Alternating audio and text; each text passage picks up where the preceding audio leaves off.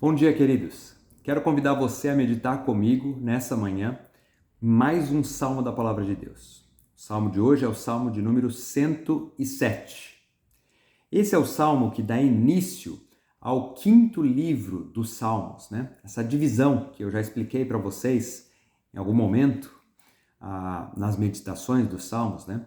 A princípio, o livro de Salmo era dividido em 5 grandes livros. E o salmo de hoje, o Salmo 107, dá início a esse último livro, ao quinto livro, que vai do Salmo 107 até o Salmo 150. Em algum momento, achava-se que essa divisão era, ao invés de 5 livros, né, eram apenas 3. Então, o quarto e o quinto livro seria um grande volume, uma grande coleção de salmos. Mas isso não faz nenhuma diferença no entendimento do salmo que nós vamos estudar hoje. O que nós vemos, né, nessa sequência de salmos é esse propósito litúrgico. É como os salmos eram usados para de fato engrandecer a Deus, louvar a Deus. Como é que isso trazia, né, esse profundo senso de culto público ali ao povo de Israel. E nós vemos no final dos capítulos de Salmo, né, ali no Salmo 150, nós temos essa expressão, né? Todo o ser que respira, louve ao Senhor. Aleluia. Então, esse livro, que é conhecido como o Inário de Israel, né, traz no seu conteúdo esse chamado ao louvor. Em especial, os salmos que o pastor Rubens ensinou nas 2 últimas semanas, né? Salmo 105 e 106, e agora o Salmo 107. São considerados uma trilogia de louvor e ações de graça ao Senhor. Apesar dessa divisão de livros, esses últimos 3 salmos, né, têm a ver com esse chamado a sermos gratos a Deus por quem Ele é e por tudo aquilo que Ele faz por nós. Para entendermos melhor esse salmo, como de costume, eu dividi esse salmo em 3 partes. A primeira eu chamei de um chamado para ações de graça, é o chamado do salmista para que a gente louve ao Senhor. Depois, os motivos para essa ação de graças. E, por fim, nós temos a provisão de Deus, né? O salmista fala um pouco sobre a soberania de Deus sobre a natureza e como é que ele provê o seu cuidado na sua soberana vontade sobre o homem. Vamos então estudar esse salmo, mas antes disso, né, vamos colocar esse nosso tempo diante de Deus em oração, vamos falar com Deus, abaixe sua cabeça, vamos falar com Deus. Pai de amor, nós te louvamos por mais essa manhã, te louvamos pela sua palavra, que nos traz direção, que nos traz instrução, nos traz consolo e pedimos, Senhor, que o Senhor nos dê entendimento agora, nesta manhã, de mais uma porção da tua vontade para as nossas vidas, da tua vontade como nosso Deus para o seu povo, para nós que somos a tua igreja, Senhor. Colocamos esse momento nas tuas mãos, a leitura da tua palavra. Ilumina, Senhor, nossas mentes, nosso coração e promove, Senhor, as transformações que a tua palavra pode fazer em nós e que possamos adequar, então, nossas vidas à perspectiva de Deus e não à nossa própria perspectiva da vida. Pedimos tudo isso, Senhor, no precioso nome de Jesus. Amém. Então, a primeira divisão que eu tenho aqui é esse chamado a ação de graças, né? Vamos ler juntos, né? A partir do versículo 1, de 1 a 3, nós temos aqui a primeira divisão. A palavra de Deus diz assim: rendei graças ao Senhor porque Ele é bom, a sua misericórdia dura para sempre. Digam-no os remidos do Senhor, os que Ele resgatou da mão do inimigo e congregou de entre as terras, do Oriente e do Ocidente, do Norte e do Mar. Aqui a gente vê, né, que o Salmo ele é dirigido àqueles que são remidos pelo Senhor, aqueles que um dia encontraram salvação no nosso Deus. Essa expressão que ele usa logo aqui no começo, né, rendei graças ao Senhor, é então esse chamado a todos aqueles que foram transformados pelo Senhor, né? No Antigo Testamento, tinha a ver com a fé no Messias que viria.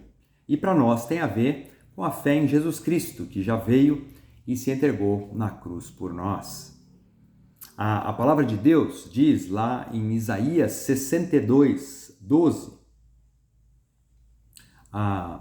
ali esse termo, né, rendei graças ao Senhor, ele é usado com relação aos cativos que retornaram da Babilônia.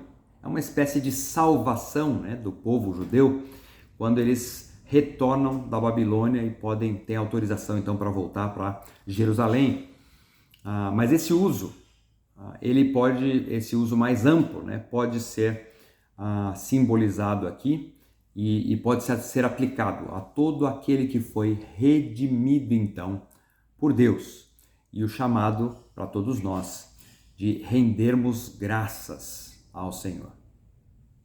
Sendo assim, então, nós cristãos temos esse chamado, né? Fomos chamados assim por Deus nessa manhã a rendermos graças a Ele, a louvarmos o seu nome e a vivermos um dia de gratidão e louvor, a vivermos uma semana mais grata a Deus por aquilo que Ele já fez por nós, pela nossa salvação. Essa é a primeira parte do texto. A segunda parte, a maior delas, são 30 versículos daqui para frente, né, que falam dos motivos da ação de graças. Por que nós devemos ser gratos a Deus? Acompanhe comigo então, né, você precisa acompanhar atentamente aí, porque o texto é longo, eu vou dar umas paradas, mas nós temos 30 versículos para lermos juntos. Então o salmista diz a partir do versículo 4, perambularam pelo deserto e por terras áridas, sem encontrar cidade habitada. Estavam famintos e sedentos, suas vidas iam se esvaindo. Aqui nós temos a descrição de um povo sem rumo, sem esperança e à beira da morte. O texto continua, verso 6. Na sua aflição, eles clamaram ao Senhor e Ele os livrou da tribulação em que se encontravam e os conduziu por caminho seguro a uma cidade habitada. Então, os versículos 6 e 7 aqui falam claramente do livramento do Senhor. Observem que nessa sequência de textos que a gente vai lendo, a história se repete, né? Ele vai apresentar, o salmista apresenta para nós 4 vezes uma situação de dificuldade, um clamor ao Senhor e logo depois o livramento que vem de Deus. O livramento está aqui, né? Nos versos 8 e 9. Veja só. Que eles deem graças ao Senhor por seu amor leal e por suas maravilhas em favor dos homens, porque ele sacia o sedento e satisfaz plenamente o faminto. O nosso Deus é o único que é capaz de satisfazer de verdade os anseios do homem. No mundo, os homens vivem atrás da sua própria felicidade. O que importa é ser feliz. A busca da felicidade a qualquer preço é o que nós vemos daquelas pessoas que não conhecem a Cristo. Mas o que nós conhecemos da palavra de Deus é que somente em Cristo Jesus, somente nos relacionando com o nosso Deus verdadeiro, é que nós vamos encontrar descanso real.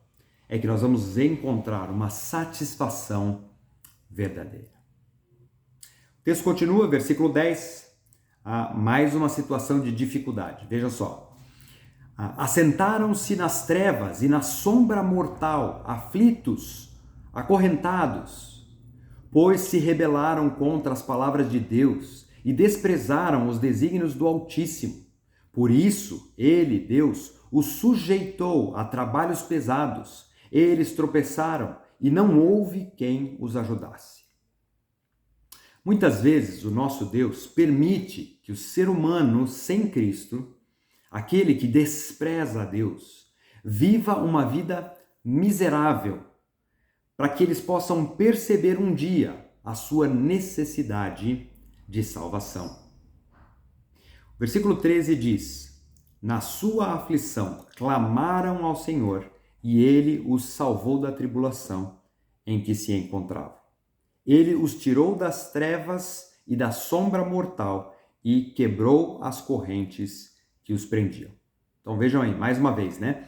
Uma situação de trevas, de sombra, de aprisionamento.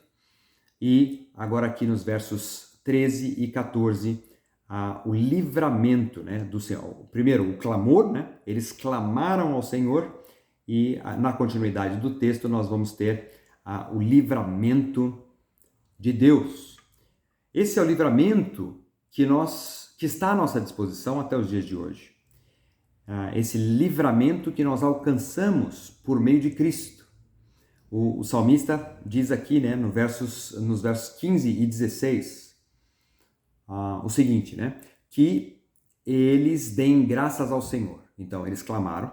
Agora o salmista diz: agradeçam ao Senhor por seu amor leal e por suas maravilhas em favor dos homens. Então aqui a gente tem a repetição do versículo 8, né, que fala do livramento. Verso 16: porque Deus despedaçou as portas de bronze e rompeu as trancas de ferro. Né? Uma menção do livramento de Deus, né, das suas amarras, né, que eles se encontravam acorrentados, né? O salmista, então, continua descrevendo uma situação de miséria. Versículo 17, né? Um novo ciclo de miséria. Do 17 até o 21, vejam só. Tornaram-se tolos por causa dos seus caminhos rebeldes e sofreram por causa das suas maldades. Sentiram repugnância por toda a comida e chegaram perto das portas da morte. Na sua aflição, clamaram, tá vendo? Clamaram ao Senhor, e ele os salvou da tribulação em que se encontravam. Ele enviou a sua palavra e os curou, e os livrou da morte. Que eles deem graça ao Senhor por seu amor leal, mais uma vez, né? Verso 8, verso 15, agora no 21. Por seu amor leal e por suas maravilhas em favor dos homens. Que eles ofereçam sacrifícios de ação de graças e anunciem as suas obras com cânticos de alegria. Fizeram-se ao mar em navios, para negócios na imensidão das águas, e viram as obras do Senhor, as suas maravilhas nas profundezas. Deus falou e provocou um vendaval que levantava as ondas. Subiam aos céus e desciam aos abismos. Diante de tal perigo, perderam a coragem. Cambaleavam tontos como bêbados, e toda a sua habilidade foi inútil. Na sua aflição, mais uma vez, clamaram ao Senhor, e ele os tirou da tribulação em que se encontravam. Vejam como o salmista, a cada 2, 3 versículos, descreve continuamente uma situação de apuro, um clamor ao Senhor e então o seu livramento. Não é assim também com a nossa vida? Quantas vezes ao longo da nossa vida nós já não nos metemos numa enrascada, numa confusão, e então nós clamamos ao Senhor e pudemos experimentar as suas maravilhas vindo ao nosso encontro. Já aconteceu com você? Certamente já aconteceu muitas vezes comigo. O texto continua dizendo, verso 29 a 32, que Deus reduziu a tempestade a uma brisa e serenou as ondas. As ondas sossegaram eles se alegraram, e Deus os guiou ao porto almejado, aquela segurança almejada. Que eles deem graças ao Senhor, mais uma vez, por seu amor leal e por suas maravilhas em favor dos homens. Que o exaltem na assembleia do povo, nessa reunião do povo, e o louvem na reunião dos líderes. Isso é muito lindo, não é, pessoal? Como é que o salmista reconhece essa ação contínua de Deus, esse livramento a cada uma das dificuldades que o povo passava. Eles que andaram errantes, clamavam ao Senhor e Ele os atendia.